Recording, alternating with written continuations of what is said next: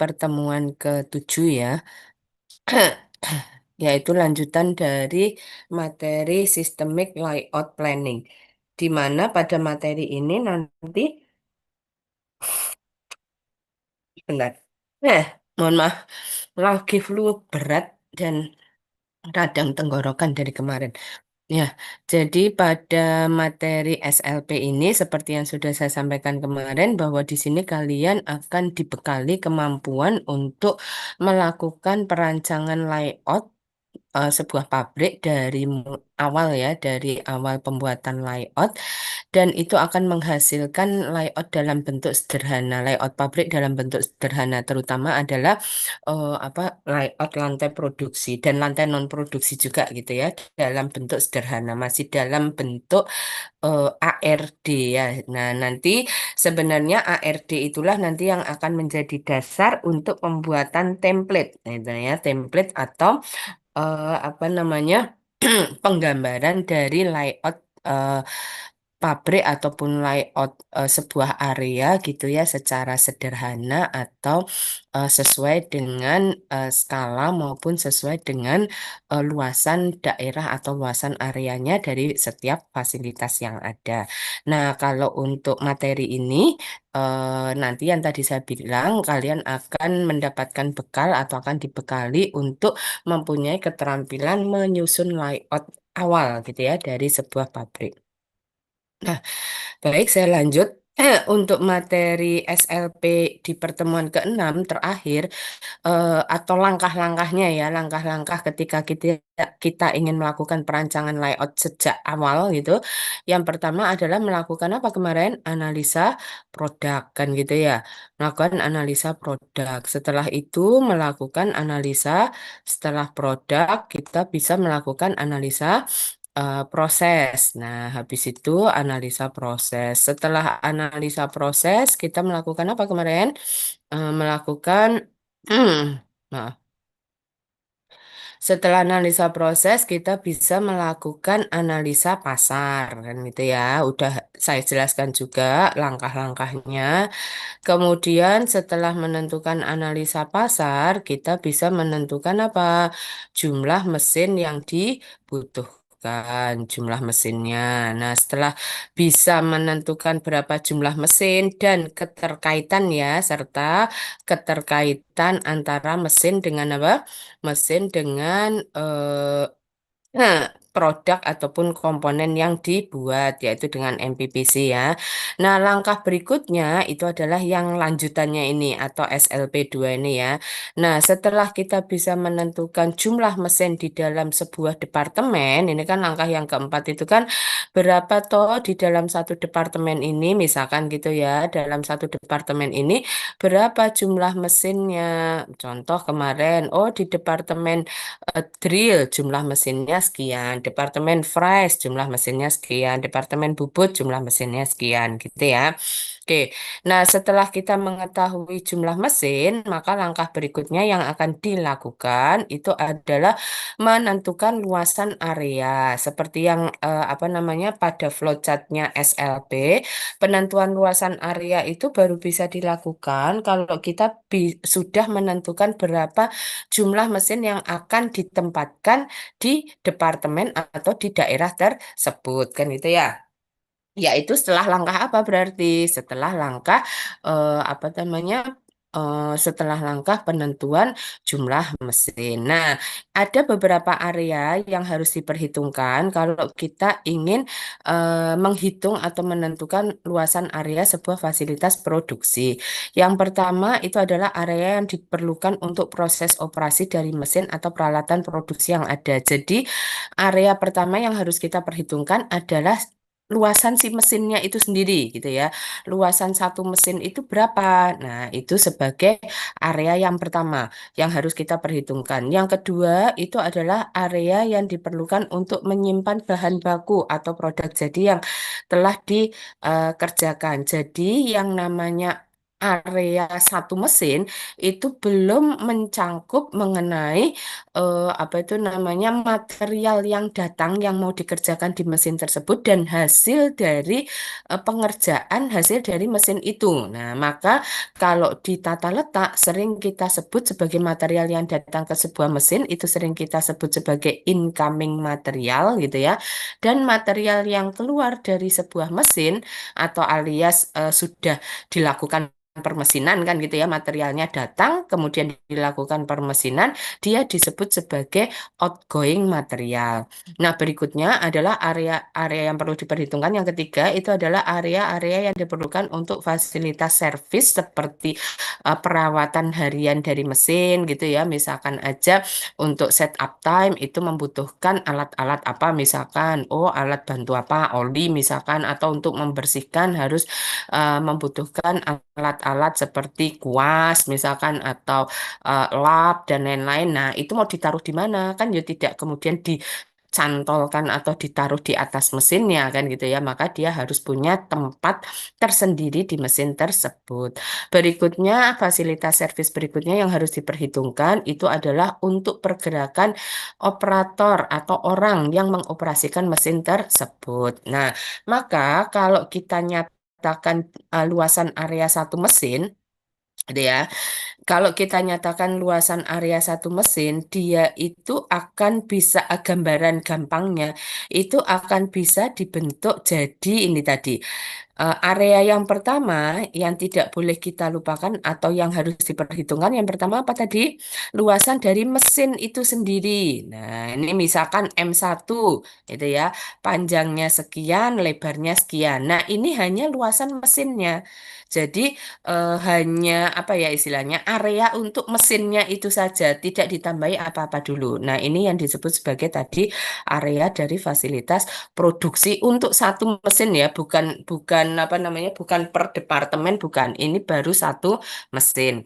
Nah, berikutnya area apalagi tadi yang harus diperhitungkan. Nah, ini kan mesin. Mesin itu kan bertugas untuk mengubah gitu ya. Mengubah apa? Material yang datang gitu kan. Material yang datang dia akan diubah atau diberikan proses produksi atau proses operasi sehingga dia akan menghasilkan part ataupun komponen yang tadi sudah dikerjakan oleh mesin tersebut atau oleh mesin satu kan gitu ya.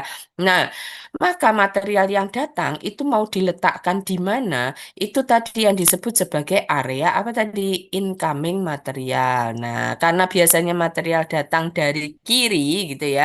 eh, itu pun kalau apa namanya kalau orangnya ada di eh, eh, apa ini panjangnya mesin ya.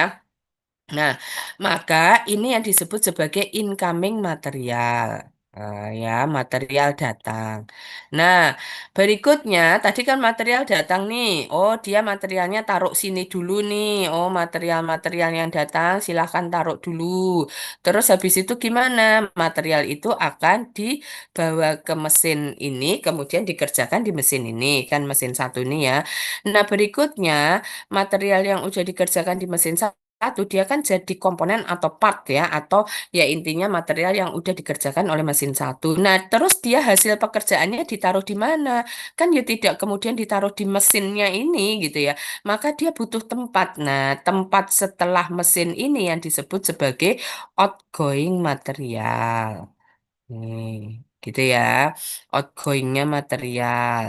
Nah, maka tadi, sudah selesai di mesin satu, dia taruhlah dulu di sini sebelum dia apa namanya akan diangkut oleh alat material handling menuju ke mesin berikutnya atau ke mesin dua, katakanlah begitu. Kan gitu. Ya, nah maka ini tadi yang area yang disebut sebagai apa tadi? Area yang dibutuhkan untuk apa ya mengerjakan atau menempatkan material-material yang tadi material datang dan material yang selesai dikerjakan oleh si mesin tersebut gitu ya. Nah, berikutnya yang ketiga adalah area apa? Area servis gitu ya, fasilitas servis. Nah, fasilitas servis biasanya digunakan untuk apa tadi? Untuk perawatan harian misalkan. Ketika dia men-set up ketika dia mau di setup dia harus diberikan pelumas misalkan. Nah, pelumasnya itu ditaruh di mana? Nah, biasanya dia akan ada area gitu ya. Area dari mulai incoming sampai outgoing yang di sini itu bisa digunakan untuk menempatkan nih tadi alat-alat untuk maintenance misalkan. Oh, ada lap. Oh, ada botol apa namanya pelumas misalkan. Oh, ada tang misalkan. Oh, ada gunting misalkan gitu ya dan lain-lain. Nah, ini bisa bisa kita gunakan sebagai eh, tool rak gitu ya atau rak untuk alat-alat sederhana yang bisa kita gunakan ketika kita merawat mesin ataupun alat-alat sederhana atau alat bantu sederhana yang dibutuhkan untuk mesin ketika dia bekerja. Gitu ya. Nah, fasilitas servis apa lagi yang harus ada di mesin? Yaitu tempatnya si operator gitu. Nah, operatornya dia pun akan ditempatkan di sepanjang apa namanya tadi. Nah, di sepanjang dari incoming material M1-nya atau mesinnya dan outgoing sehingga dia atau si operator ini bisa bergerak ke kiri ke kanan dengan apa mudah dan dengan nyaman ya. Nah, biasanya ini itu akan di apa namanya diberikan gitu ya diberikan allowance ataupun luasan area itu adalah 1 meter. Kenapa dianggapnya 1 meter itu sebagai apa namanya sebagai panjang bahunya manusia dari sisi kiri sampai sisi kanan dan diberi allowance gitu sehingga manusianya ini kalau mau bergerak ke kanan ke kiri ke depan ke belakang gitu ya. Nah, bergeraknya pun juga kalau ke kanan ke kiri tidak bergeser kanan kiri gitu, tapi dia bisa membalikkan badan ke kanan, membalikkan badan ke kiri gitu ya. Nah, maka di sini nanti Anda bisa lihat nih, di sini akan ada nih A2 sorry, bukan ini. Bentar. Akan ada atau akan lihat di sini ya, A2 ditambah 1 meter dikalikan L3. Nah, ini sebenarnya adalah luasan dari ruangan operator. Paham ya? Nah, bagaimana caranya kemudian ini yang disebut sebagai luasan area produksi untuk satu mesin. Nah, ini yang disebut sebagai luasan area produksi untuk satu mesin.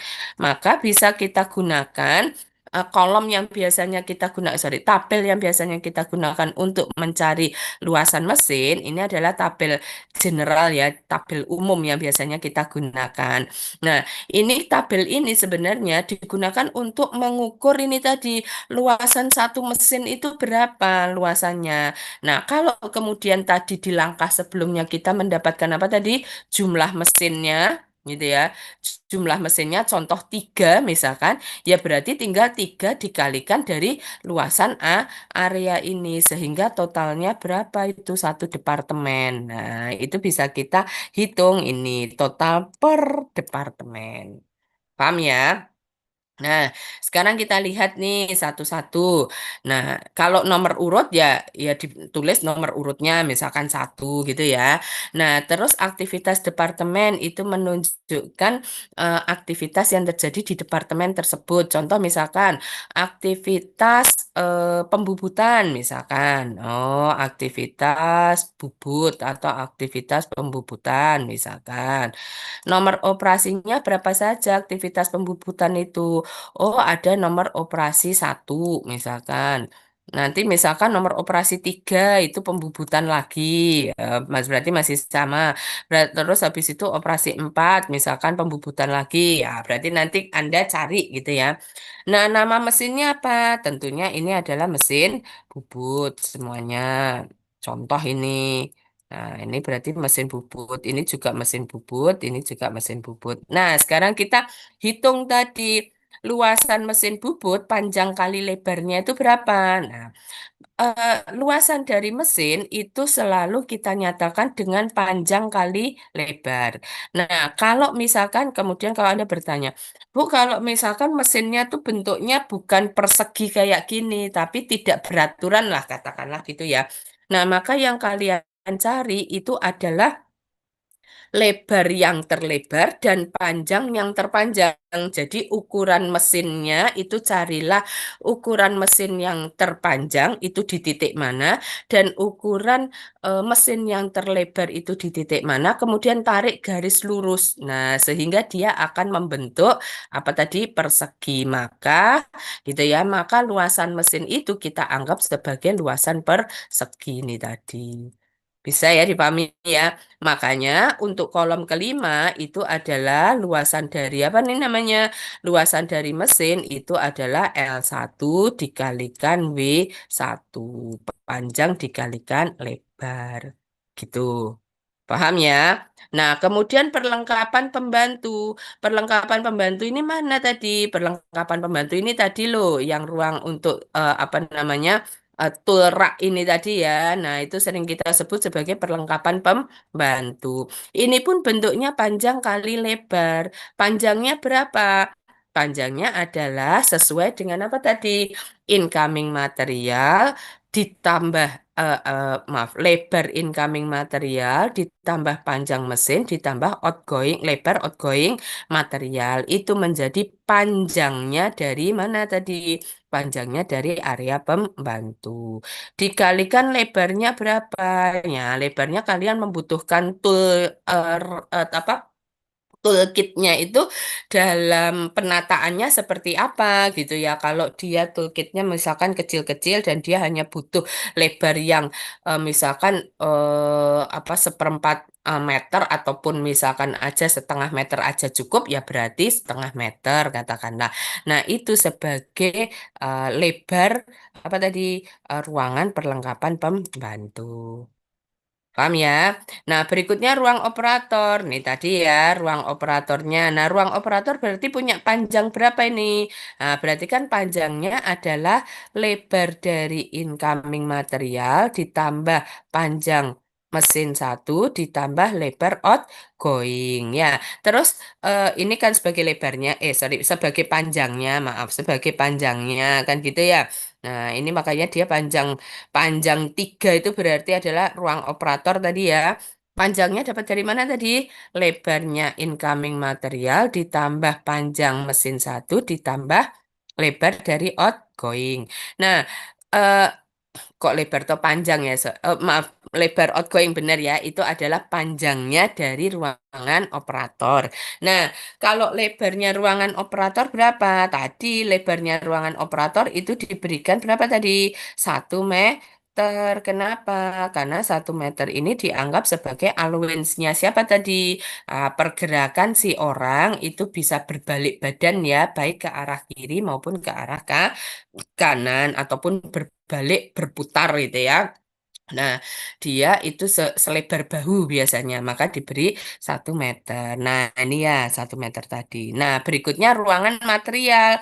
Nah, ruangan material berarti yang mana ini tadi? Ruangan material itu adalah incoming material ditambah outgoing material. Maka kalian akan punya lebar, maaf, panjang ruangan keempat gitu ya, dikalikan lebar ruangan ke 4. Nah, ini bisa tadi kalau misalkan dia sama ya berarti ini dikali 2. Tapi kalau misalkan dia apa namanya?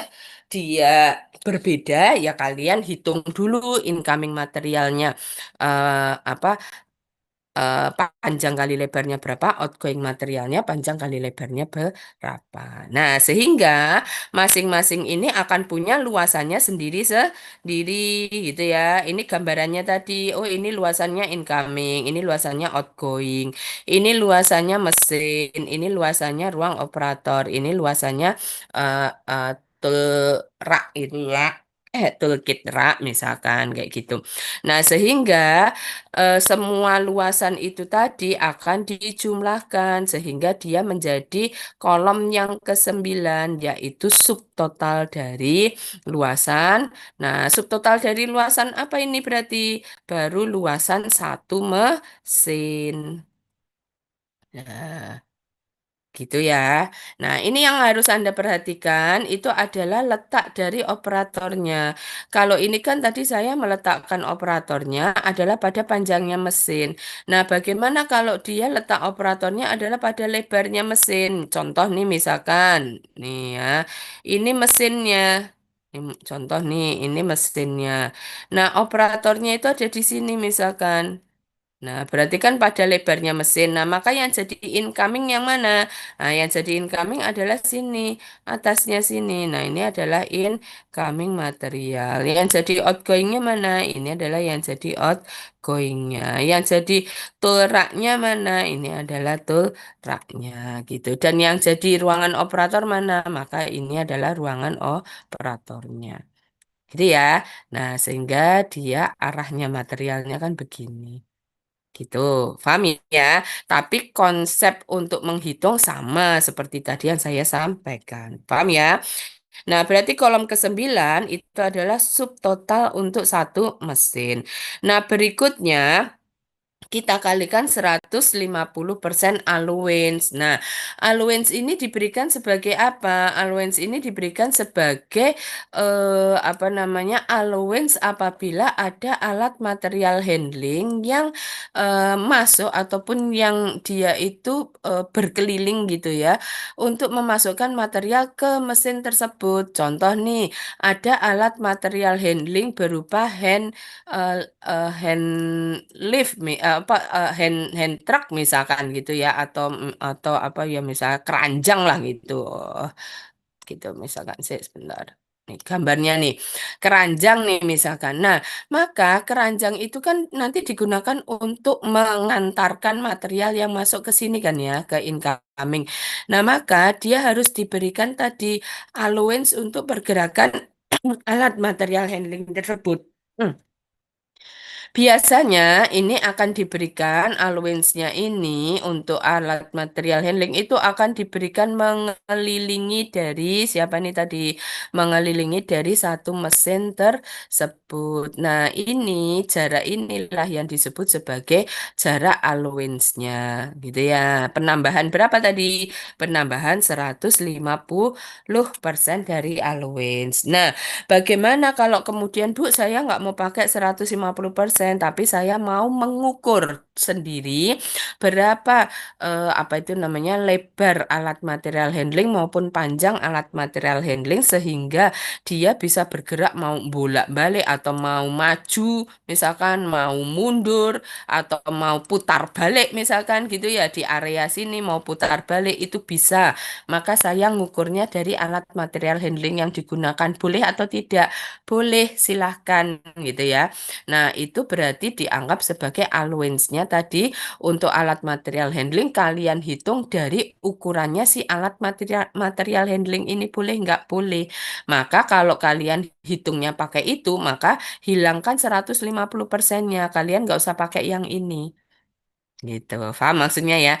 Tapi kalau kalian dianggap umum gitu ya, general bahwa ketika kalian berikan allowance 150% itu semua alat material handling itu cukup gitu ya. Nah, maka kalian boleh gunakan langsung 150%.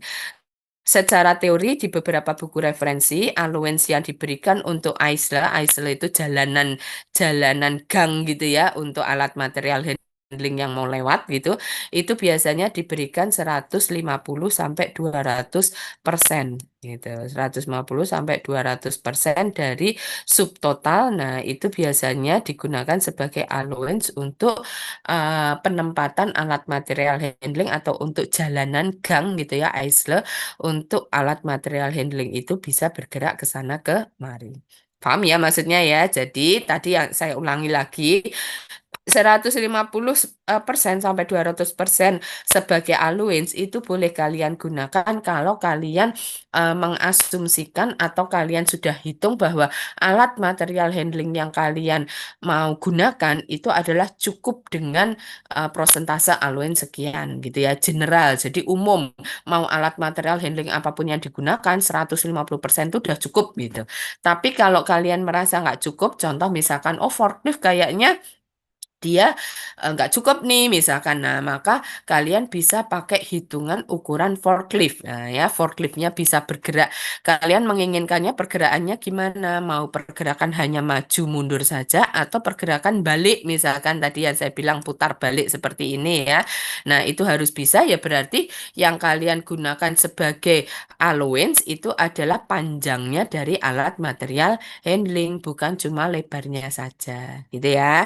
Nah, itu yang harus kalian hati-hati atau perhatikan.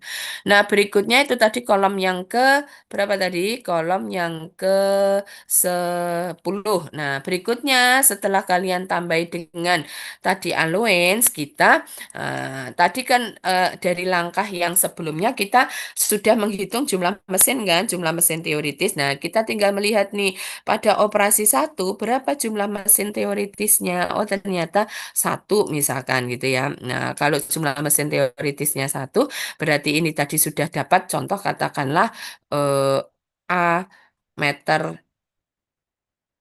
persegi misalkan gitu. Nah, maka di sini berarti berapa ini? A dikalikan satu kan gitu. Gitu ya. Ini hanya untuk luasan area per operasi. Nah, berikutnya nanti total per departemen ya tadi yang menggunakan mesin bubut ini kan nanti Anda cari juga untuk operasi ketiga berapa gitu ya luasannya.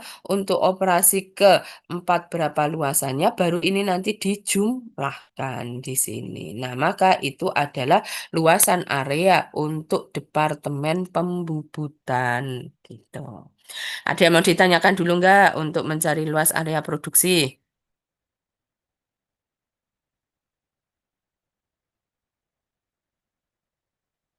Ada yang mau tanya dulu nggak?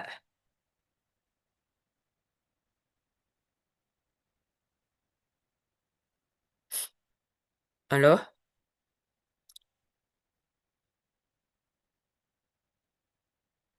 Ada, Bu. Belum ya? Nah. Oke, kalau enggak ada, baik. Saya lanjut berikutnya. Setelah kita menentukan luasan area produksi, ini nanti cara-caranya tadi udah tak jelaskan ya. Nah, berikutnya kita lakukan analisa kuantitatif untuk menganalisis flow material atau aliran bahan sesuai langkah yang SLB kemarin ya.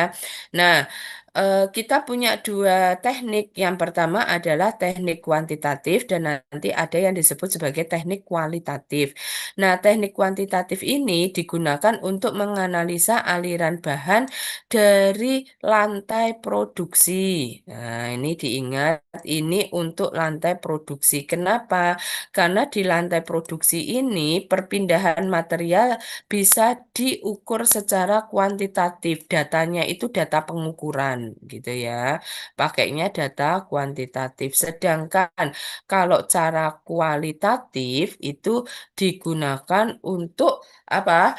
Kalau kualitatif untuk lantai non produksi yaitu bukan fasilitas-fasilitas yang non-produksi seperti contoh perkantoran, kemudian fasilitas publik seperti kantin, terus apa namanya ruang kesehatan gitu ya, dan lain-lain, ataupun fasilitas pendukung untuk operasional pabrik, misalkan apa ya, genset misalkan atau pos satpam misalkan. Nah, itu kita menggunakan analisa kualitatif untuk menganalisis aliran bahan. Kenapa? Karena yang bergerak dari fasilitas-fasilitas non-produksi itu bukan bahan atau bukan material gitu ya, bukan bahan baku, tetapi yang bergerak itu adalah tingkat kepentingan atau informasi yang bergerak dari satu fasilitas ke fasilitas yang lainnya. Berbeda kalau di lantai produksi yang bergerak dari satu fasilitas. Kalau lantai produksi berarti fasilitasnya apa saja? Oh, seperti apa misalkan receiving, terus apa storage, kemudian apa permesinan seperti tadi. Oh, mesin bubut, mesin fresh misalkan gitu ya. Kemudian mesin drill, misalkan mesin potong. Nah, yang bergerak dari satu tempat ke tempat yang lain ini kan yang bergerak apa tadi? material kan ya bahan baku yang dia bisa dihitung pergerakannya, berapa jumlahnya yang berpindah, berapa beratnya yang berpindah dari satu tempat ke tempat yang lain, kapan dia harus dipindahkan, kemudian ya tadi jumlahnya berapa. Nah, itu kan bisa kita ukur atau bisa kita hitung. Sedangkan kalau yang tadi kan tidak. Berapa perpindahan atau berapa barang yang saya bawa misalkan dari apa namanya dari ruang ruang kantor gitu ya, ruang perkantoran ke kantin misalkan ya kan nggak tahu berapa kan gitu ya, dan setiap harinya nggak sama. Tapi berbeda dengan ini tadi pergerakan material. Ketika dia punya target produksi atau punya sekian unit output yang harus dikerjakan, maka perpindahannya itu akan bisa dihitung secara tetap dan jelas. Paham ya? Makanya untuk menganalisa aliran bahan di lantai produksi, kita pakainya analisa kuantitatif, yaitu dengan yang biasa digunakan itu adalah travel chart atau from to chart. Nah, travel chart atau from to chart ini menggambarkan apa? Menggambarkan trip gitu ya, menggambarkan atau trip chart ya, menggambarkan perjalanan dari satu tempat ke tempat yang lainnya sesuai dengan aliran materialnya dan data-data kuantitatif yang bisa kita identifikasikan dari pergerakan material tersebut. Nah, di sini nanti yang akan ditunjukkan oleh FTC, ini FTC sudah pernah saya jelaskan ya di pertemuan yang sebelum-sebelumnya.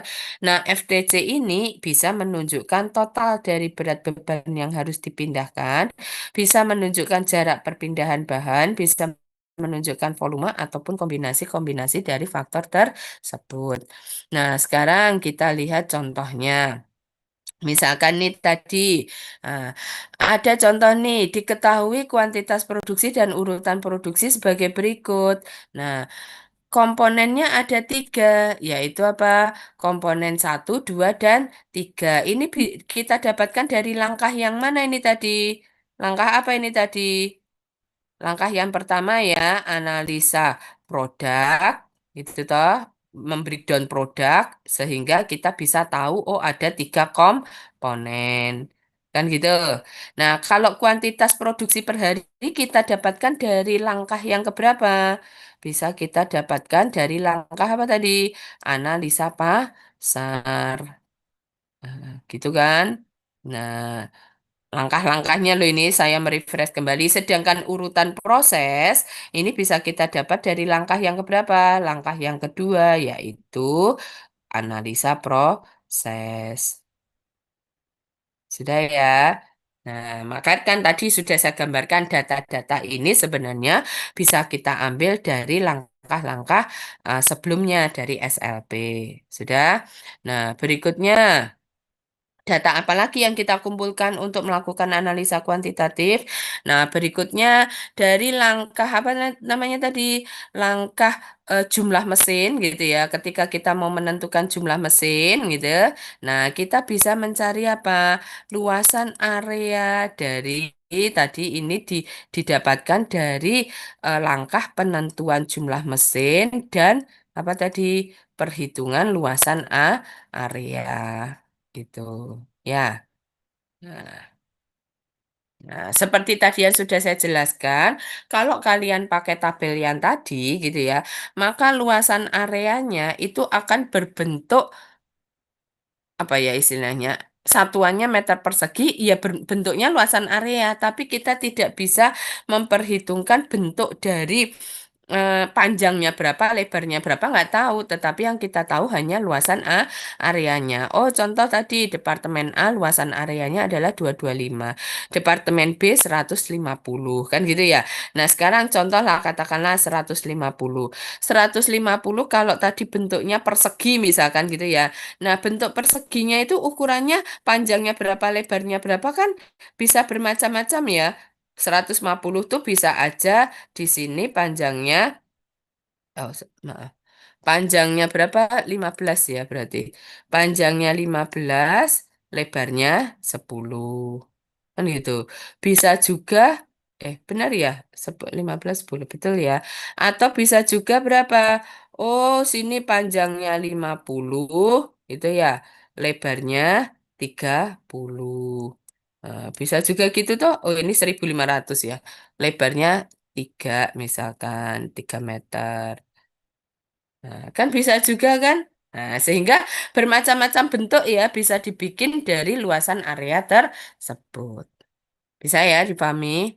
Nah, berikutnya kita lanjut. Nah, bagaimana cara menyelesaikan ini tadi analisa kuantitatif?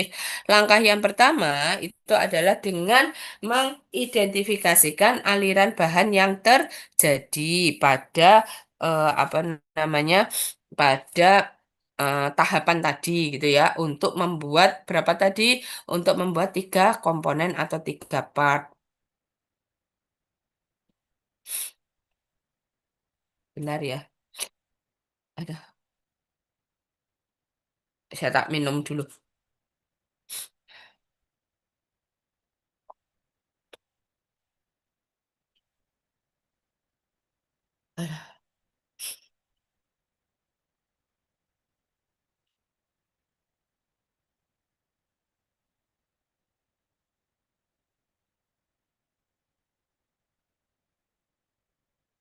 Ya. Nah, lanjut ya. Nah, ini adalah langkah-langkah untuk apa namanya mengidentifikasikan apa namanya aliran bahan gitu ya. Tadi. Nah, aliran bahan ini mengidentifikasikannya didapat dari mana? Didapat dari ini tadi ya. Nah, urutan prosesnya ini tadi kita lihat dari A. Kalau tadi kita punya titik awal perpindahan A, gitu ya, maka aliran bahan dari A itu menuju kemana saja? Maaf, ini jika urutan mesinnya kita urutkan eh, mudahnya karena ini mesinnya itu pakai nama abjad ya. Nah, lebih mudahnya mungkin kita urutkan berdasarkan urutan abjad. Apakah urutan awalnya harus sesuai abjad? Ya tidak gitu. Sebenarnya ini adalah trial error ya. Hanya saja karena ini mesinnya dicontohkan gitu ya, dicontohkan pakai urutan abjad ya kita pakai urutan abjad. Padahal sebenarnya awalnya misalkan aja urutan awalnya itu tidak urutan abjad kayak gini boleh nggak? Boleh-boleh aja karena sebenarnya urutan awal itu adalah trial dan error. Nah, kita lihat nih tadi. Kalau tadi titik awal perpindahannya A gitu ya. Nah, A itu akan aliran materialnya akan bergerak kemana saja. Kita lihat di sini tadi di urutan prosesnya. Nah, kalau A dia akan bergerak kemana? Ke B untuk membawa siapa? Membawa komponen satu dengan kuantitasnya berapa? 25. Kemudian mana lagi? Dari A ke C. Membawa siapa? Membawa komponen 2 kuantitasnya 15. Setelah itu kemana lagi?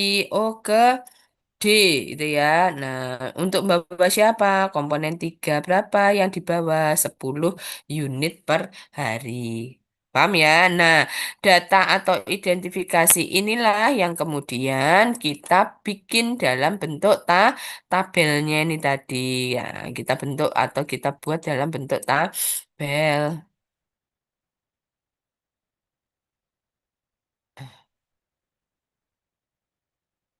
Bentar, saya hapus biar nggak bingung yang ini. Nah, kita susun dalam bentuk tabel ini tadi. Tadi A, pergerakan A akan menuju ke tiga tempat ya, dari A ke B, dari A ke C, dan dari A ke D. Nah, ini adalah masing-masing tadi komponen yang dipindahkan dari A ke B itu memindahkan komponen satu, dari A ke C komponen 2 dan dari A ke D komponen 3. Dengan masing-masing kuantitas yang dipindahkan, dari A ke B itu mindahkan 25 unit, dari A ke C mindahkan 15 unit, dan dari A ke D memindahkan 10 unit. Nah, berikutnya adalah mencari jarak perpindahan. Nah, tadi sudah saya sampaikan di mana itu namanya di awal tadi ya untuk yang luasan area. Nah, luasan area ini kan tadi sudah saya sampaikan ya. Kalau apa namanya? Kalau caranya kita tadi mencari luasan areanya seperti tadi yang sudah dijelaskan tadi, maka yang akan kita dapatkan itu adalah total luasan area. Tapi kita tidak bisa memperhitungkan atau apa ya istilahnya bentuk dari dari ruangannya atau areanya kan bisa bermacam-macam gitu ya. Tadi 150 itu bisa 50 kali berapa berarti?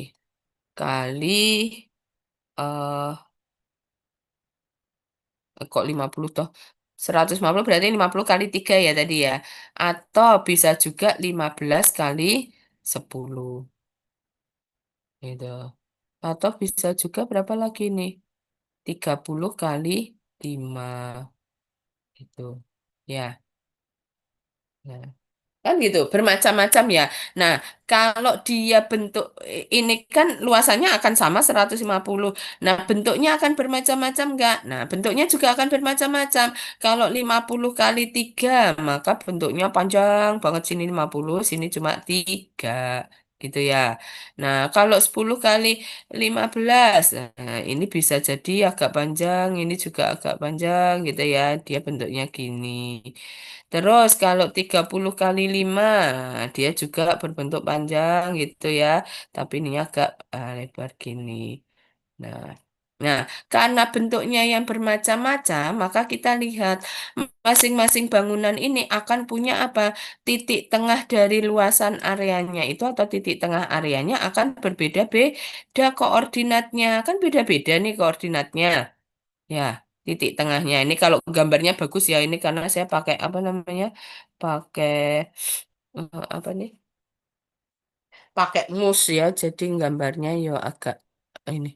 Nah, ini kalau misalkan gambarnya benar gitu ya, maka dia akan punya titik tengah yang berbeda-beda sehingga kalau kita pakai rumus jarak rektilinier ataupun pakai rumus jarak Euclidean, pada rektilinier dan Euclidean itu dasarnya apa? Jarak Euclidean dan jarak rektilinier dasarnya adalah titik tengah dari sebuah area. Nah, padahal areanya itu luasannya sama, tapi bentuknya bisa macam-macam. Kan berarti titik tengahnya bisa nggak sama satu bentuk dengan bentuk yang lain. Nah, maka ketika kita mencari jarak antar departemen gitu ya, maka kita nggak bisa pakai jarak Euclidean maupun jarak rektilinier. Kenapa? Karena kita tidak tahu berapa titik tengah dari ruangan tersebut. Titik koordinat titik tengahnya itu kita nggak ngerti. Jadi kita nggak bisa pakai apa tadi? Pakai jarak rektilinier ataupun pakai jarak Euclidean gitu ya.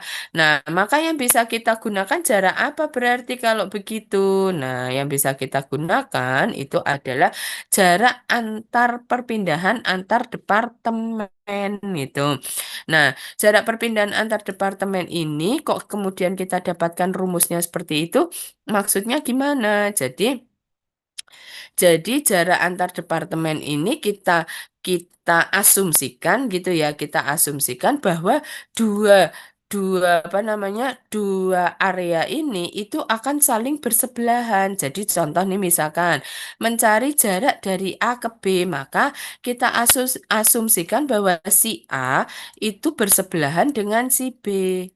Gitu. Nah, si A ini kita nyatakan dengan apa? Bujur sangkar yang sama besarnya. Semua departemen ini kita nyatakan dengan apa namanya? Bujur sangkar yang sama besarnya. Walaupun apa tadi? Walaupun luasannya berbeda-beda. Nah, karena kita anggap dia bersebelahan, maka jarak dari A ke B itu adalah titik tengah A gitu ya, diukur dari titik tengah A ke titik tengah B, kan gitu. Nah, karena dia bentuknya bujur sangkar, maka setengahnya jarak dari titik tengah A menuju ke batasnya ini, gitu, karena dia apa tadi namanya bujur sangkar, maka jarak dari titik tengah ruangan ke batas antar ruangan itu adalah setengah akar dikali akar luasannya siapa? Luasannya A. Kenapa? Karena sisinya ini, karena dia bentuknya bujur sangkar, kan ini artinya sisinya kan rumusnya akar dari luas A. Nah, demikian juga jarak dari titik tengah, gitu ya, dari titik tengah menuju ke jarak dari maaf perbatasan menuju ke titik tengahnya B. Maka ini adalah apa? Setengah akar luasnya dikalikan setengah akar luasnya B. Nah, paham ya? Maka bisa kita nyatakan bahwa jarak perpindahan antar departemen kalau pas awal ya, kenapa? Karena kalau pas awal kan kita belum menentukan bahwa si A itu akan berdekatan dengan siapa seharusnya. Maka kita anggap kalau dia aliran bahannya itu triknya seperti ini ya kita anggap dia bersebelahan. Nah, maka itu bisa dicari dengan rumus ini, rumus jarak antar ruangan ini tadi setengah akar luas dari ruangan dari gitu ya, ditambah setengah akar luasan ke-nya. Gitu. Nah, maka kalau jarak dari A ke B, maka kita mendapatkan apa tadi? Setengah akar luasan A ditambah setengah akar luas B. Nah, maka ini adalah hasilnya. Paham ya? Nah, ini adalah jarak dari A ke B, sedangkan kuantitas atau benda yang tadi harus dia apa? Pindahkan itu adalah sejumlah 25 unit. Maka bobot perpindahannya itu adalah kuantitas dikalikan jarak. Sudah ya, dengan cara yang sama kita cari untuk semua aliran bahan. Nah, ada yang mau tanya nggak? Dulu, tanya dulu nggak? Nggak ada ya. Baik, kalau tidak ada berikutnya dari bobot perpindahan inilah kita nyatakan dalam bentuk from to chart. Nah, tadi urutan mesin dari from to chart kita kan urutkan A, B, C, D, E. Maka kita juga apa itu namanya urutkan dia untuk pengurutan mesinnya yaitu menunjukkan departemen from atau departemen dari yaitu kita urutkan A, B, C, D, E dan departemen to ini kan berarti departemen to-nya ya itu juga A, B, C, D, E juga ini kan berarti from-nya dan ini to-nya yang ke atas itu kan to-nya. Nah, terus kita isikan tadi berarti kalau di sini to yang atas itu to yang samping ini from berarti kita membaca yang sini apa ini? Yang ini berarti from A to A. Nah, kan gitu ya. Kan nggak ada pergerakan wong dia ruangan yang sama, makanya dia diarsir. Gitu ya. Kalau yang sini kita bacanya apa? From A to B. Gitu ya. Berapa tadi from A to B? Yaitu bobot perpindahannya 340,5 dan seterusnya kalian isikan. Berarti dari yang sini adalah from A to C. Sini from A to D, sini from A to E dan begitu seterusnya. Paham ya?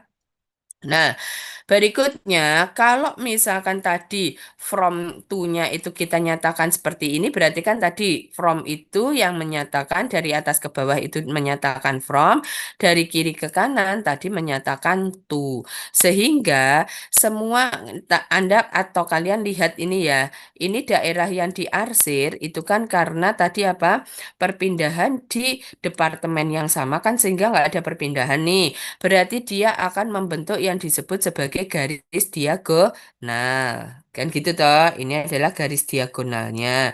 Nah, kita lihat apa namanya? Kita lihat hmm, angka-angka angka-angka yang berada di atas garis diagonal. Yang di atas garis diagonal kan berarti yang di atasnya sini, kan gitu ya.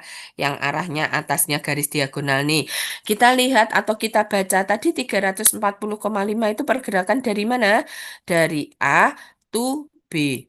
Yang ini dari A to C, yang ini dari A to D, yang ini dari B to D, yang ini dari B to E. Nah, kita lihat dari A to B, dari A to C, dari A to D, dari B to C, dari B to D. Kan gitu ya. Oh, sorry, C nggak ada ya. Dari B to E, dari B to apa tadi? Sorry. Dari B to D. Kita lihat. Dari B to D dan dari B to E. Nah, artinya apa? Artinya kan semuanya gerakan maju nih. Kita lihat nih arah panah saya kan maju semua nih. Nah, makanya angka-angka yang berada di atas garis diagonal itu disebut sebagai forward. Gerakan maju dari aliran bahan. Sekarang kita lihat nih angka yang berada di bawah garis diagonal. Kalau ini angka dari mana ke mana? Dari D to B. Nih, kita lihat nih, berarti dari B to D. Tadi ya.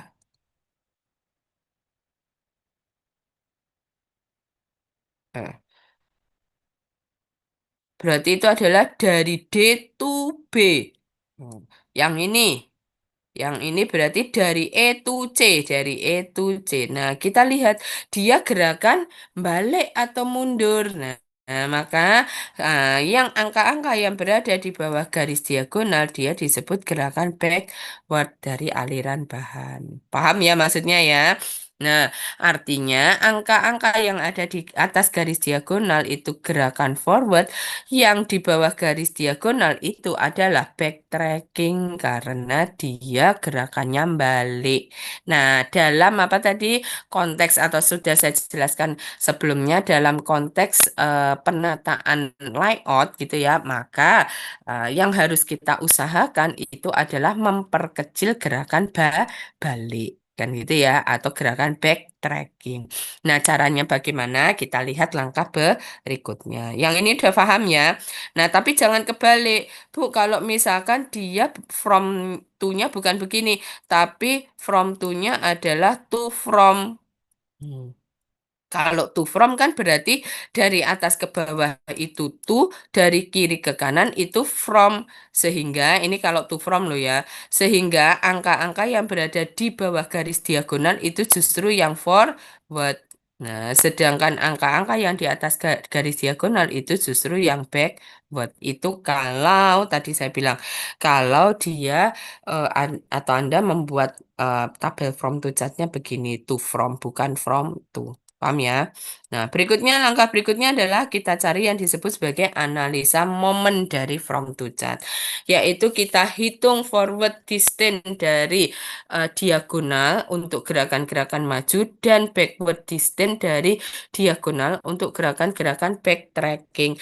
Nah, karena gerakan backward itu gerakan membalik, maka dianggapnya bahwa dia kan sudah maju balik lagi kan gitu ya, maka dianggapnya pergerakannya itu akan memakan jarak dua kali lebih besar dibandingkan forward.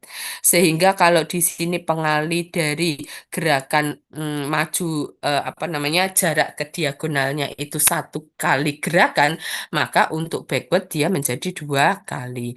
Kalau di sini dua, maka dia menjadi empat kali. Kalau di sini tiga, maka dia menjadi enam kali dan begitu seterusnya. Gitu ya.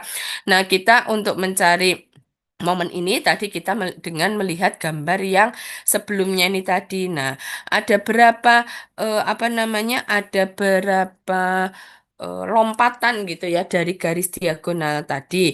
Kalau kita tarik garis yang sejajar garis diagonal gitu ya, maka akan ada angka-angka yang tersangkut pada lompatan pertama dari garis diagonal, yaitu angka berapa saja? 340,5 di sini 0, kemudian 275,55 dan 476,7.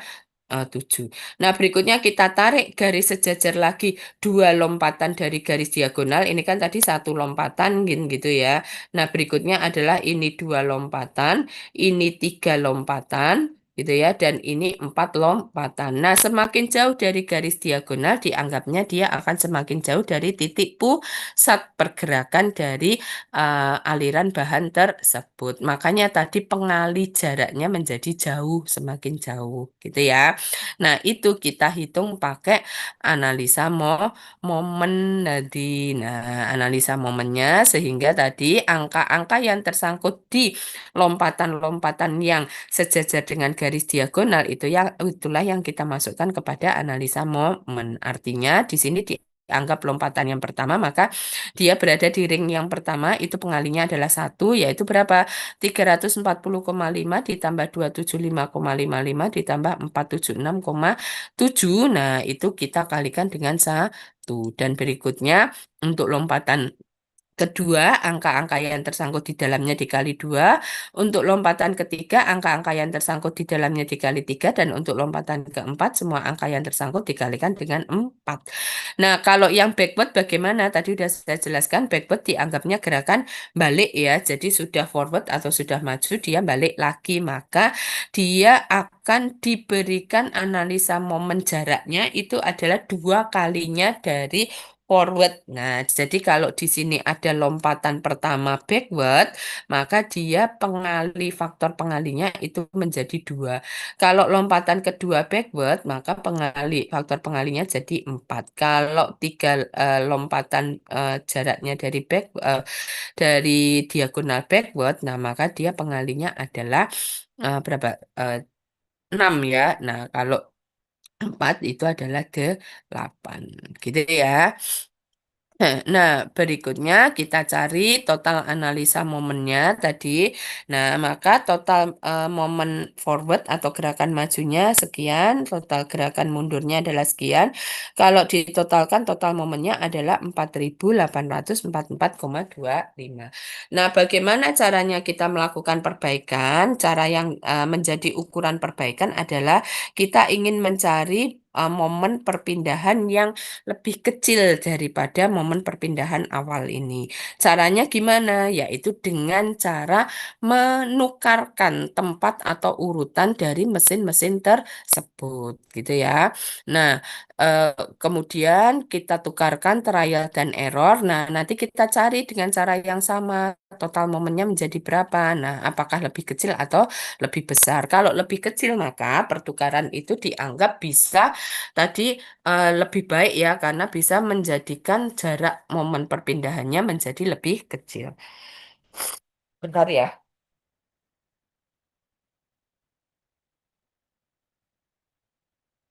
menjadi lebih kecil. Nah, bagaimana caranya tadi? Nah, tadi ya.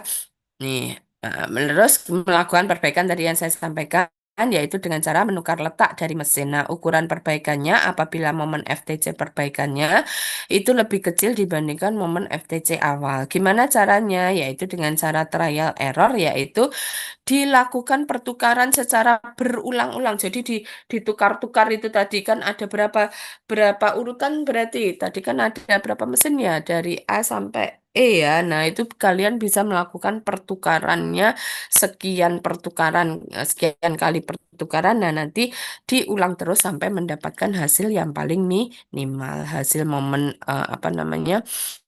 Momen perpindahannya yang paling minimal. Nah, ini sebagai contoh gitu ya. Contoh dari apa namanya dari pertukaran gitu yang dilakukan, contoh perbaikan pertukaran yang dilakukan bisa kalian lihat.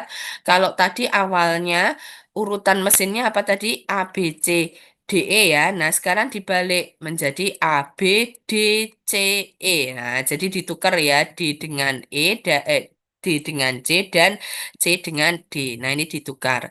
Nah, sehingga dengan cara yang sama, pertukaran ini kalian cari analisa momennya dengan cara yang sama.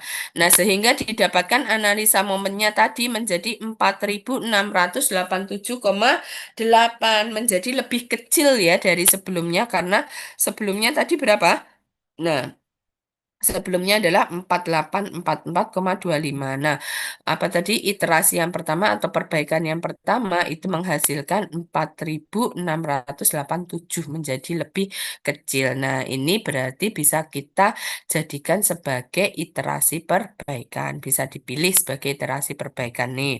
Maka urutan mesin yang dapat lebih meminimalkan bobot perpindahan itu adalah A, B, D, C, E.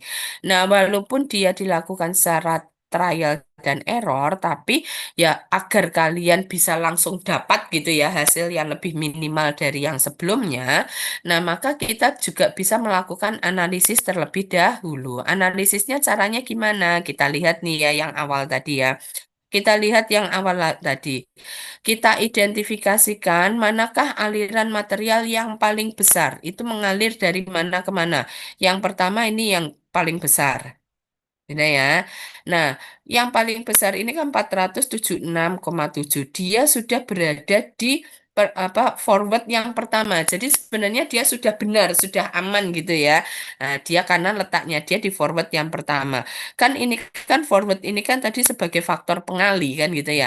Nah, dia faktor pengali paling kecil, berarti dia sudah nggak masalah. Berikutnya terbesar berikutnya berapa? 340,5. Dia pun sudah di apa namanya forward yang pertama. Jadi dia faktor pengalinya sudah yang terkecil, sudah aman. Berikutnya siapa? Nah, berikutnya ini nih. Nih, berikutnya 306,25. Dia berada di forward yang kedua. Berarti kan dia sebenarnya faktor pengalinya besar kan gitu ya. Nah, maka kita lihat lagi kemudian kita kaji. ah, di 306,25 ini itu dari mana ke mana? Ternyata dari B menuju D. Nah, kita lihat nih, dari B menuju D itu besar. Perpindahannya momennya berapa tadi? Bobotnya berapa? 306,25. Sedangkan dari B ke C itu nol, nggak ada. Nah, padahal kan tadi sebenarnya aliran bahan yang terjadi itu kan dari B ke D kan gitu ya. Nah, maka kenapa kok kemudian B itu malah sebelahnya atau berdekatannya dengan C, padahal B dan C itu tidak ada aliran bahan. Yang ada justru B dengan D. Nah, paham maksudnya ya? Nah, maka ini bisa kita jadikan sebagai identifikasi awal bahwa kita harus memindah letaknya si C dan D ini. Jadinya yang lebih diprioritaskan sebelahnya B itu adalah D, bukan C. Kenapa? Karena tadi ada aliran bahan dari B menuju D, bukan menuju C. Gitu, paham ya? Nah, walaupun trial error, tadi yang saya bilang walaupun trial error, tapi kita tetap harus pakai logika. Agar apa tadi? Agar kita lebih mudah atau lebih langsung mendapatkan hasil yang lebih bagus dari sebelumnya tanpa bersusah payah gitu maksudnya. Gitu ya. Oke. Nah, baik setelah kita bisa menghasilkan apa tadi bobot perpindahan yang lebih minimal, berikutnya kita lakukan analisa koefisien outflow dan inflow. Tentunya yang kita jadikan analisa koefisien outflow dan inflow itu adalah untuk urutan yang sudah dilakukan perbaikan. Jadi yang paling akhir tadi ya, urutan yang sudah dilakukan perbaikan, yaitu apa tadi urutannya A, B, D, C, E. Nah, yang disebut koefisien outflow itu adalah aliran yang keluar dari sebuah departemen. Nah, sedangkan koefisien inflow itu adalah aliran yang masuk menuju departemen. Kalau inflow itu adalah aliran yang masuk menuju departemen. Nah, sekarang kita lihat nih. Kalau di sini from itu kan ini ya tadi ya, ini from, ini to. Kan gitu toh. Sebentar,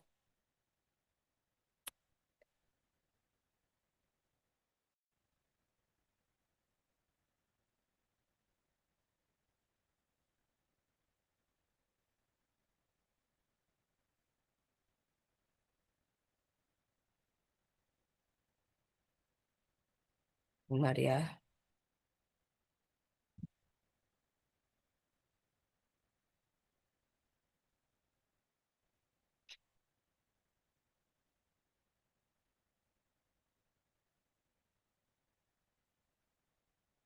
Nah, kalau ini tadi from, ini kan to, kan gitu ya.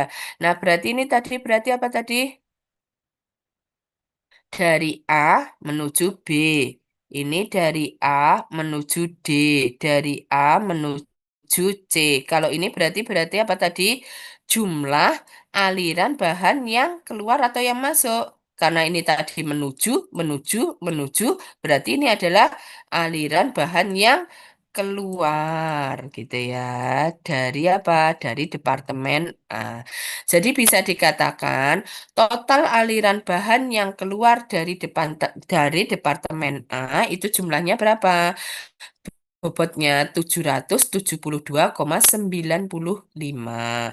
Nah, dari total itu 340,5-nya dikirimkan ke B, 136,2-nya dikirimkan ke D, 296,25 dikirimkan ke C. Paham ya? Sehingga ini yang disebut sebagai apa tadi? Outflow-nya. Aliran bahan yang keluar. Nah, berarti yang bawah, ini kita lihat yang ini total yang bawah. Nah, kita lihat nih berarti total yang bawah nih. Total yang bawah 524,25 itu didapat dari mana? Didapat dari ini dan didapat dari ini, kan gitu ya. Kalau kita lihat dari yang sini, dari yang apa namanya? Dari ini berarti bacanya gimana nih? Berarti adalah apa? Aliran bahan yang masuk menuju B itu adalah 340 karena kan ini tu ya, berarti ini kan tu kan. Nah, karena kan tadi dari sini ke sini kan tu. Ini kan membacanya kan ke bawah sini. Sedangkan dari sini ke sini kan from. Ini kan membacanya kan ke samping sini, kan gitu dah. Nah, sekarang kan kita bacanya sini. Berarti yang kita lihat kan B-nya. 340,5 itu adalah aliran bahan yang masuk ke B. 183,75 itu adalah aliran bahan yang masuk ke B. Kan gitu. Sehingga totalnya berapa? Totalnya adalah 524,25 bobot aliran bahan yang masuk ke B dengan apa? 340-nya dari 525,25 itu adalah asalnya dari A. Aliran bahan yang masuk itu asalnya dari A. Sedangkan 183,75 itu asalnya dari D. Maka yang inilah dari sini ke sini ini yang disebut sebagai aliran inflow. Paham ya? Nih, outflow dan inflow paham ya. Nah, sehingga ketika kita mencari koefisien outflow berikutnya, kita hitung ya atau kita cari outflow relationship chart. Nah, koefisien outflow-nya itu kita dapat dari mana tadi? Oh, dari A ke B itu ada aliran bahan sejumlah berapa? 340,5 dari total berapa tadi? Dari total aliran bahan yang keluar dari A itu adalah 772,95. Sehingga dia berapa? 0,44. Artinya apa sebenarnya di sini? Artinya adalah total aliran bahan yang keluar dari A, 44%-nya dia akan dikirimkan ke B, 17,6%-nya akan dikirimkan ke D, 38,3%-nya akan dikirimkan ke C. Maka ini semua kalau ditotal ke sini itu harus sama dengan satu atau sama dengan 100%. Paham ya? Ini pun juga begitu. Ini semua total itu akan sama dengan satu. Kenapa? Karena ya artinya itu tadi. Artinya adalah, ini contoh nih. Nih, ini dan ini. Contoh artinya apa? Nah, aliran bahan dari B itu 60%-nya akan dikirimkan ke D, 40%-nya akan dikirimkan ke E, dan begitu seterusnya. Ya, gitu ya. Itu adalah aliran bahan yang keluar.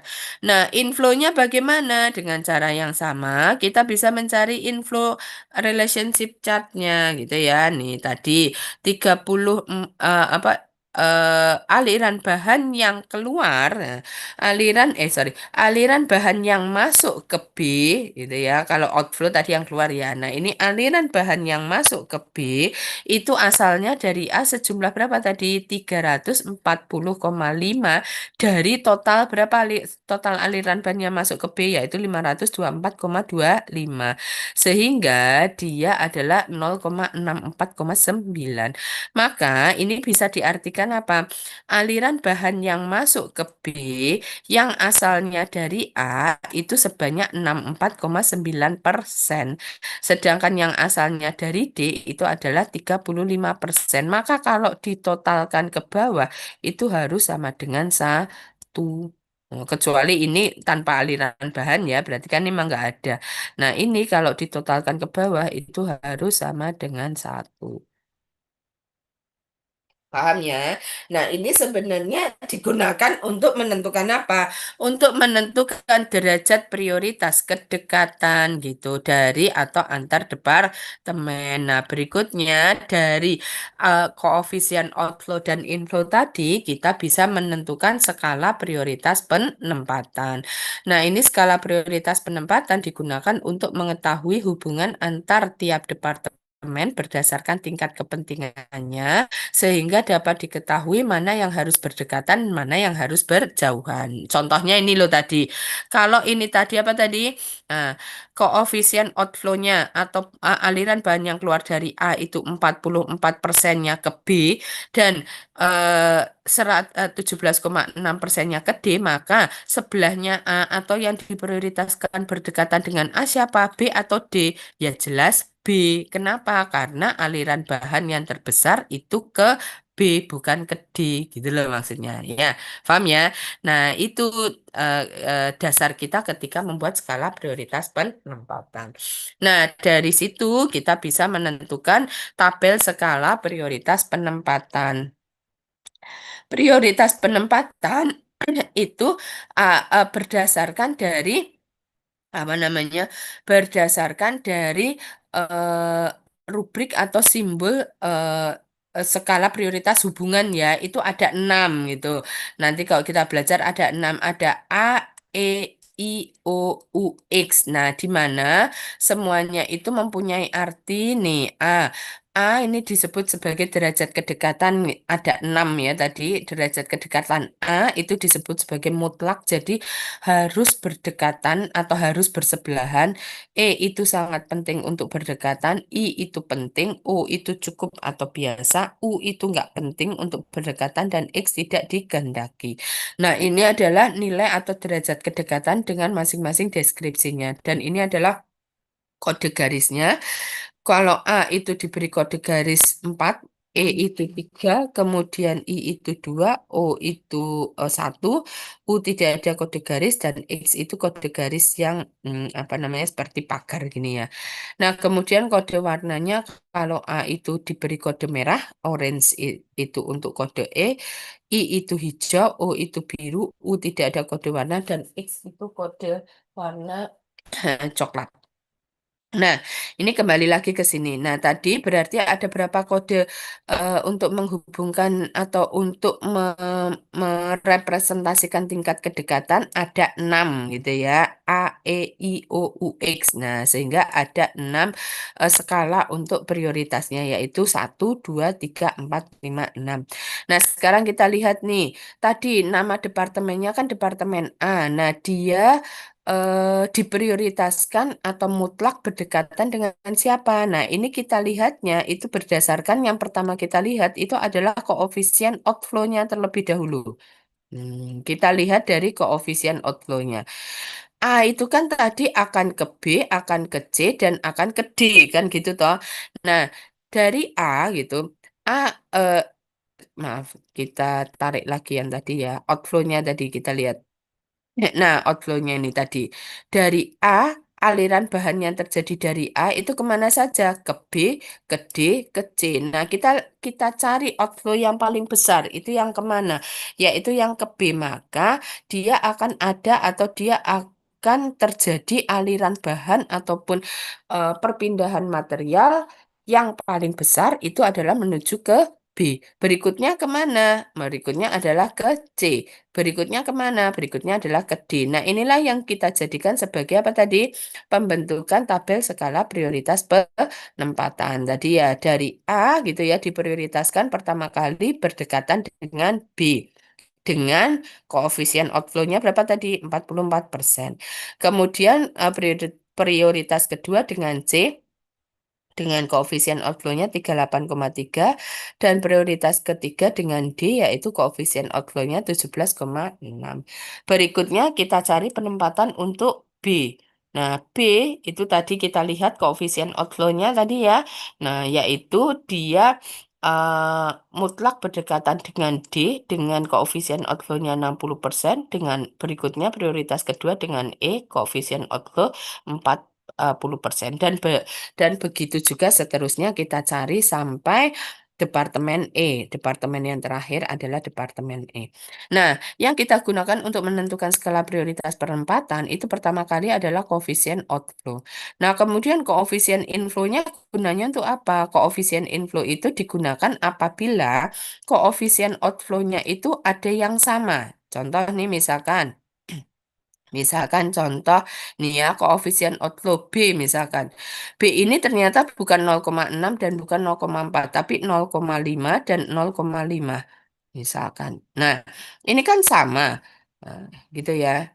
Nah, ini kan sama toh koefisien outflow-nya. Nah, maka kita menempatkan B itu prioritas pertama berdekatan dengan D atau E. Wong ini koefisien outflow-nya sama.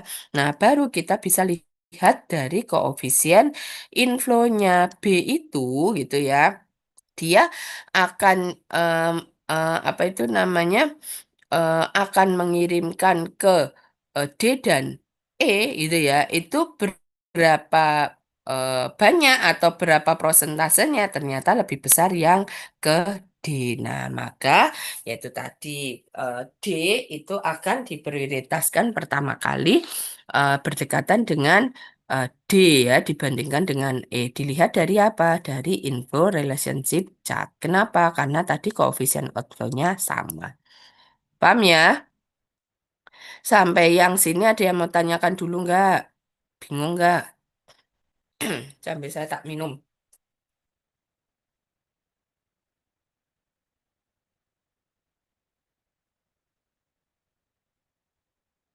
Ada yang mau tanyakan dulu atau tidak? Paham ya?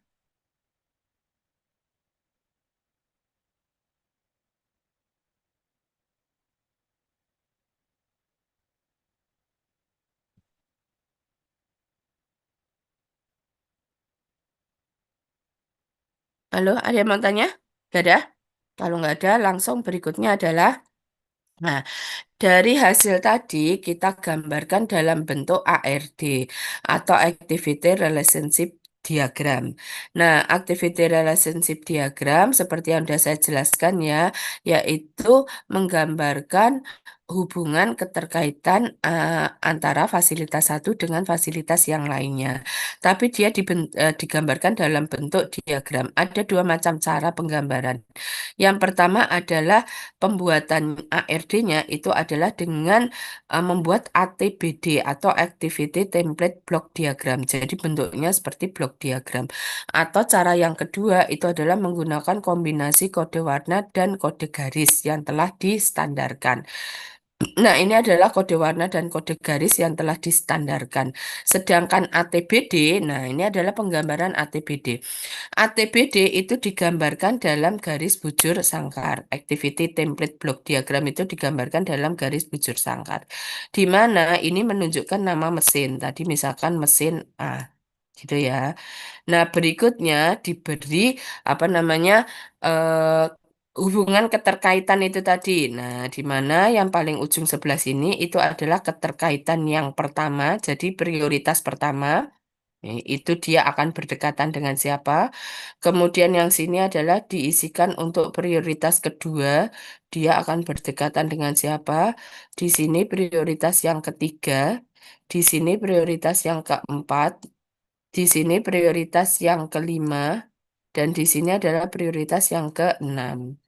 Hmm. Ini kalau kita gambarkan dengan skala prioritas tadi ya. Kalau kita gambarkan dengan skala hubungan yang sudah di telah distandarkan boleh nggak? Boleh-boleh saja. Ini bisa juga kita nyatakan dengan bentuk kayak gini nih ATBD-nya. Ini misalkan tadi mesin A ya, mesin A. Nah, prioritas yang pertama tadi kita nyatakan dengan apa tadi? A. Nah, ya, jadi hubungan mutlak itu dengan siapa, berdekatan dengan siapa. Terus habis A apa tadi? E, A, E, ini. A, E, I. Hmm. Terus A, E, I, O sini. Kemudian U di sini. Dan X ini di sini. Nah. gitu ya. Jadi boleh pakai ini tadi tanda sebagai prioritas, tapi boleh juga kita pakai kode keterkaitan aktivitas tadi yang sudah distandarkan. Boleh, dua-duanya boleh. Nah, ini penggambaran ini tadi berdasarkan apa tadi? Berdasarkan tabel skala prioritas. Tadi ya, kita tempatkan dulu A. Nah, template-nya. A prioritas pertama berdekatan dengan siapa? Dengan B. Prioritas kedua berdekatan dengan C. Ketiga dengan D. Keempat nggak ada, kelima nggak ada, keenam nggak ada.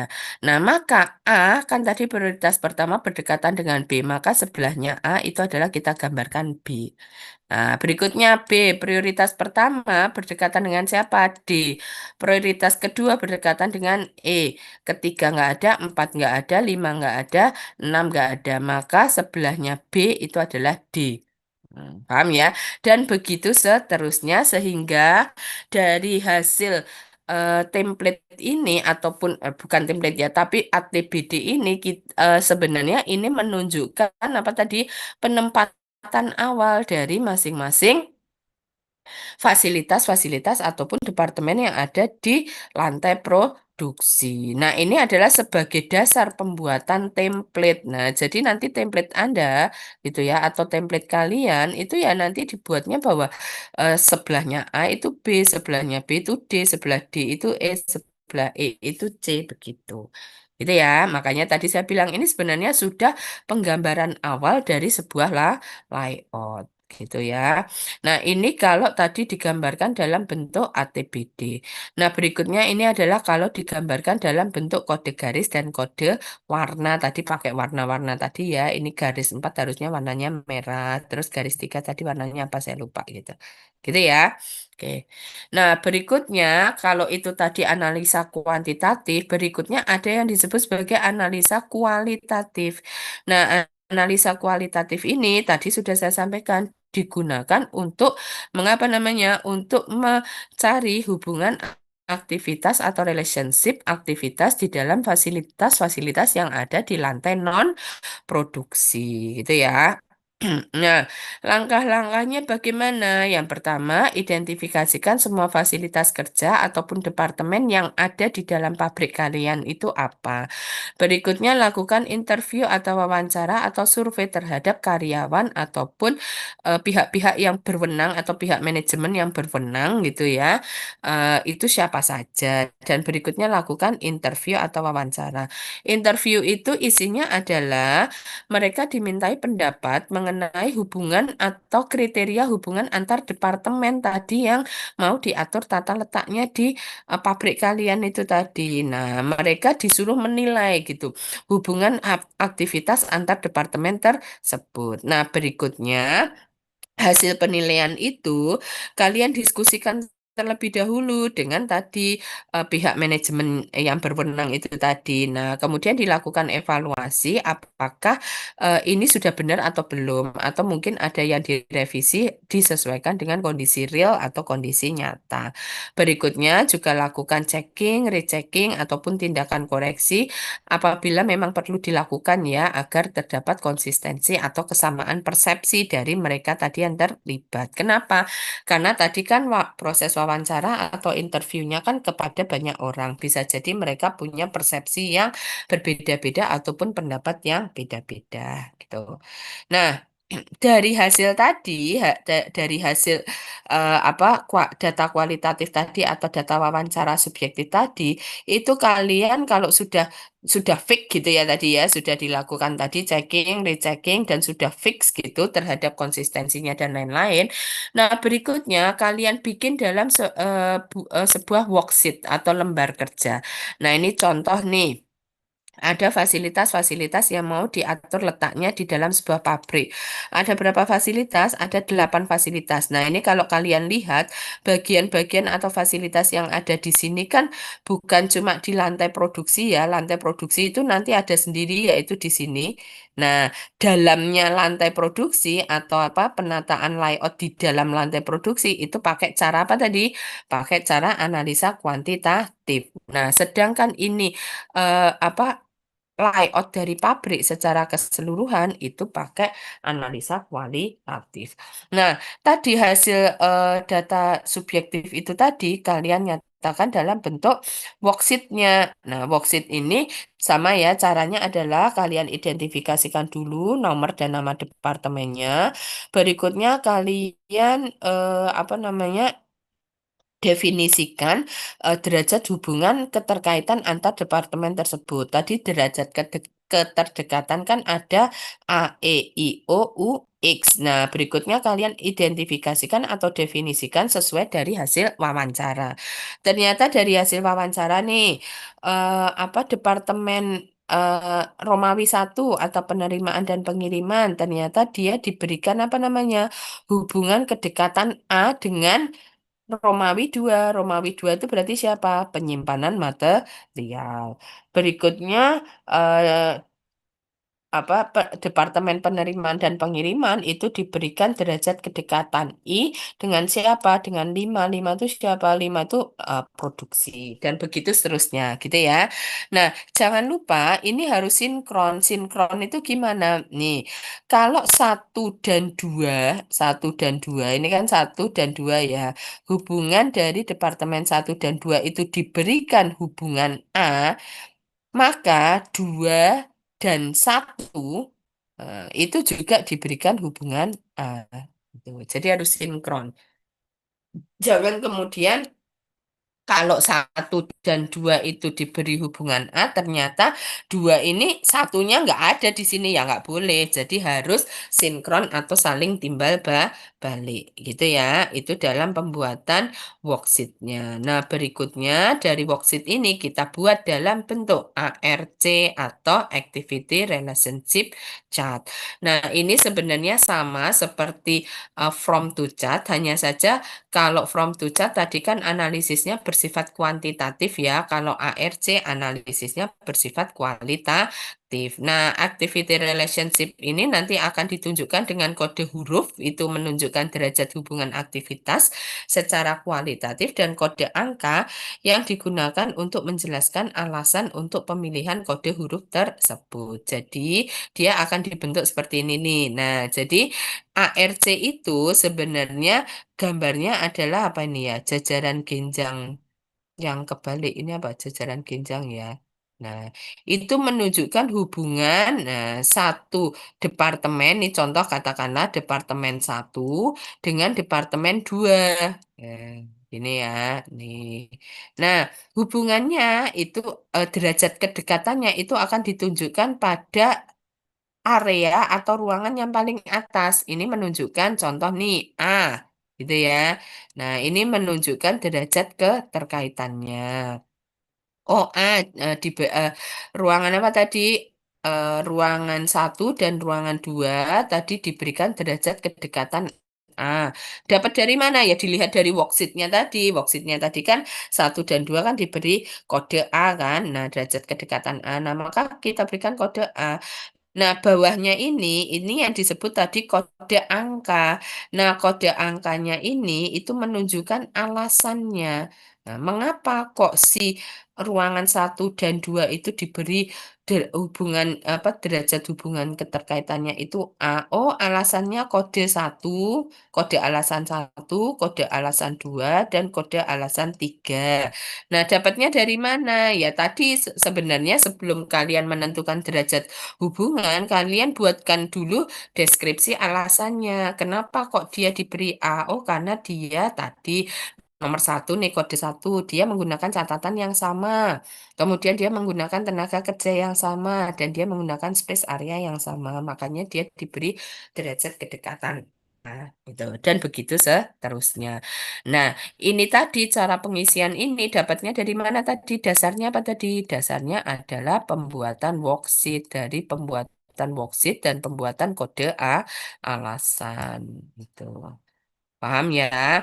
Nah, ini cara membacanya. Ini kalau dari atas ke bawah, kita membacanya itu adalah berarti di sini adalah 1, sini 2, kemudian sini 3, sini 4, 5, 6, 7, dan 8. Betul. Ya, maksudnya apa berarti? Oh, berarti kalau di sini berarti satu dengan dua.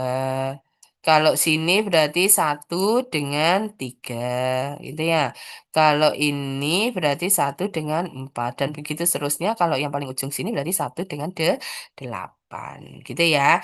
Nah, demikian juga kalau kita melihatnya dari bawah ke atas, maka di sini adalah untuk ruangan satu, di sini ruangan dua. Ini cuma cara membaca aja.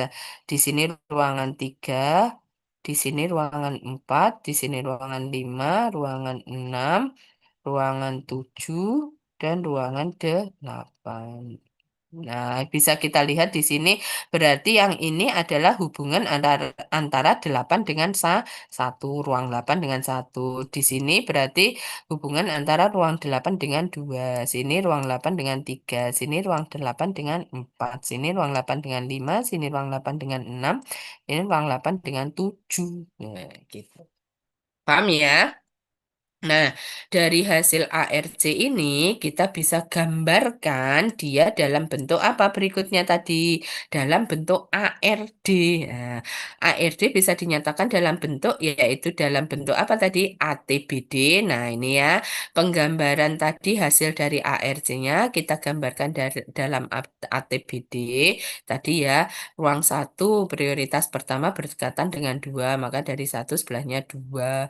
Dua berdekatan dengan satu dan lima, maka sebelahnya dua adalah lima gitu. Dan begitu seterusnya, ini dasarnya adalah A, R, C tadi. Nah, dari sini itu juga bisa kita buat dalam bentuk penggambaran kode garis dan warna gitu. Nah, ada yang mau ditanyakan? Ada yang mau ditanyakan atau tidak? Halo, halo? Tapi Ada yang mau tanyakan? belum, Bu. Tidak, Bu. Kalau tidak ada, maka apa materi ketujuh tadi? Oh, belum saya kasih materinya ya. Saya tak kirimkan materinya. Oh, benar. Aduh, saya tuh lagi flu berat jadinya pusing banget ini. Benar ya. Ada materi ke-7 ya. Nah, ini. Nah, itu materinya nanti silahkan diunduh. Nah, eh, apa namanya untuk bahan atau soal ujian itu adalah sampai materi ke-7 ini ya. Jadi silahkan nanti kalian pelajari sampai materi ke-7. Kemudian ada tugas apa? Tugas apa namanya? Projectnya untuk SLP. Nah, project untuk SLP saya diktekan aja. Proyek untuk SLP adalah dari hasil praktikum PTLF kalian gitu. Buatlah perancangan awal dari pabrik kalian sampai menghasilkan tadi ya ATBD ataupun ARD ya. ARD dalam bentuk ATBD tadi untuk lantai produksi gitu ya, menggunakan analisa koefisien outflow dan inflow dengan minimal iterasi perbaikan atau pertukarannya itu adalah minimal 3 kali dilakukan secara trial dan error. Paham? Jadi minimal dilakukan 3 kali secara trial dan error. Kalian cari apa tadi perancangan awal dari pabrik hasil praktikum PTLF yang kalian sudah lakukan. Nah, berikutnya adalah masing-masing kalian kan satu kelompok mungkin kelompok praktikumnya beda-beda ya. Nah, maka harus dipilih apa namanya nggak boleh sama gitu. Jadi silahkan pilih salah satu yang menjadi pekerjaan anggota kelompok kalian itu ya praktikumnya. Contoh nih misalkan apa ya siapa ya contohnya siapa pokoknya contoh eh saya di sini ada siapa nih? Contoh Rizky Kurniawan misalkan ya satu kelompok dengan ini misalkan nih dengan Ardian Prasetyo satu kelompok dengan Wan Siti satu kelompok dengan Faiz misalkan. Nah itu nanti ternyata kelompok praktikumnya dia beda-beda. Nah itu silahkan pilih salah satu di antara kelompok mana yang mau dipakai untuk hasil dari PBL kalian. Contoh misalkan kelompoknya Rizky, misalkan dari hasil praktikum kelompoknya Rizky. Tapi ingat kalau kelompok Rizky sudah digunakan oleh si Rizky sendiri, maka anggota kelompok yang lainnya tidak boleh menggunakan hasil dari praktikumnya. Paham ya? Jadi hasil praktikumnya hanya boleh digunakan oleh hanya bisa digunakan satu kali saja untuk apa ya dijadikan contoh atau bukan dijadikan contoh, dijadikan project untuk PBL ini. Bisa difahami? Ada yang mau ditanyakan nggak? Untuk pengumpulannya adalah di minggu ke atau di pertemuan ke-19, bukan minggu, di pertemuan ke-19. Ada yang mau ditanyakan? Halo, halo? Ada yang mau ditanyakan nggak?